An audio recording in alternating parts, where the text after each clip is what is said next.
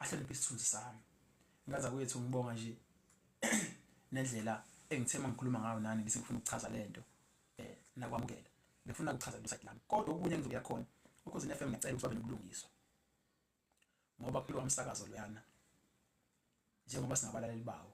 Mina nje ngifuna ukukhulumela mina kulaba bantu ababalwayo bamamiliyoni ngomunye womuntu nami ohlanganisa imiliyoni Lola Khosi. Kungiphatha kabi uma ngithi ngizama imizamo ukuthi ngiyikhulumele abantu bezwe bese mina ngingalitholi ithuba. Okuqala lokho. Uma ke lo msakazo lana uneqiniso, ngiyacela ukuthi usebenze ngokweqiniso. Angingabi khona umuntu okwazi ukuzocanasa emakhanda ethu noma singelutho. Kodwa akangabi khona umuntu ozokwazi ukucanasa akhuluma Ukhosini athi ngikhuluma ngale mbebebe yomlomo. Okay, ngiyavuma nginayo imbebebe yomlomo. Okay. Kodwa akakwazi ukubeka kanjeyana. Yazi mina ngavusa uma ekhaya. Wathi uma mfana mkwezakalani?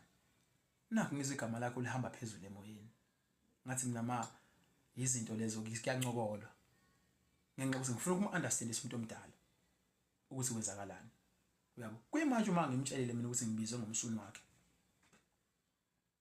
Okokuqala ngifuna ukwazi uma mina ngingamlwela uma wami, ngingayilweli mina ubani ngizomlwela. Ubani ngizomlwela. Umfana onjani othi mayizalwa abaleke kungena igebengu ekhaya ajomba uthanga ashiya abantu ekhaya, ashiya amantombazana, ashiya abazali, ashiya yonke into. Umfana onjani loyo? Umfana onjani loyo? Angilona igwala mina. Kodwa angikwazi ungayilweli mina.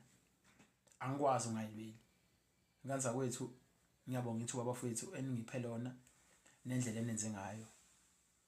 Kuningi ke okushiyo kuthiwa ukukhulumile ngami wazi waya ngisho kuIgagasi FM waya kuIvuma. Nganza kwethu uma kukhona okwaniphatha kabi nina izihlobo zami.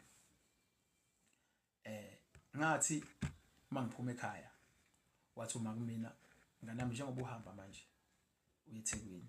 Khona ukuthi uyazi ukuthi inhlonipho umphako wendlela.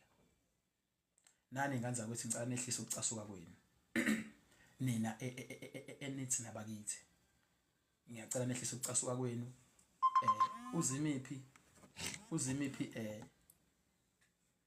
ngiyamhlonipha mina ngokwelevel yakhe. Noma inekhombisa ungangihloniphi. Kodwa sengicela mina nenzele mina nimhloniphe. Neza. Ukuthi kanjani ngicela nje nikuyeke lokho nganza kwethu nikekele yena. Uyabo?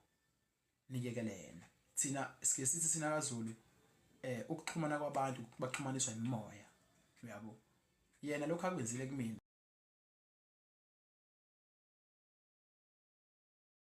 Ngilanga mhlawumbe yokwehla axolisa. Kodwa ngisho ukuthi ngithi akaxolisa, akaqhubeke yena ngoba yena uphezulu kunami. Mina ngiphansi.